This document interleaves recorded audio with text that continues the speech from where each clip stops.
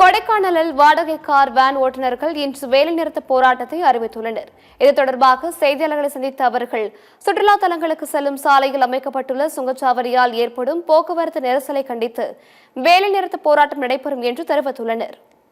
இப்போ இந்த வனத்துறையினரால் நாங்கள் படக்கூடிய அவதிகள் கொஞ்சம் நெஞ்சமல்ல, நிறைய கஷ்டங்களை நாங்கள் பார்த்து கொண்டு இருக்கிறோம். காரணம் என்னன்னு கேட்டிங்கன்னா, கிரீன் வேலி வியூ பக்கத்தில் செக் போஸ்ட் அமைத்து வரக்கூடிய வாகனங்களில் வரக்கூடிய ஒவ்வொருவருக்கும் 30 ரூபாய் வீதம் அவர் டிக்கெட் வசூல் பண்ணுறாங்க.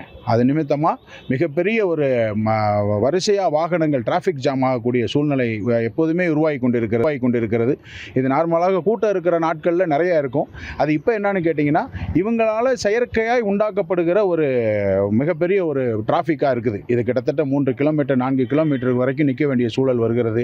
இந்த வனத்துறை இப்பொழுது வாங்கி கொண்டிருக்கிற இந்த கட்டண விதிமுறைகளை மாற்றி, இதுக்கு முன்னாடி இப்போ பார்த்தீங்கன்னா பில்லராக்கில், குணாக்கேவில், சூசைட் பாயிண்டில் அங்கங்கே டிக்கெட் கவுண்டர்களை வச்சு 10 ரூபா 15 ரூபா அது மாதிரி டிக்கெட் வாங்கிட்டு இருந்தாங்க. அதே மாதிரி இப்போயும் அதே மாதிரி பழையபடிக்கு அதே சூழ்நிலை கொண்டு வந்துட்டாங்க. அப்படின்னா இந்த டிராஃபிக் பிரச்சனையிலேருந்து ஒரு பெரிய விடுதலை எங்களுக்கு கிடச்சிடும். நாங்களும் சந்தோஷமாக இருப்போம்.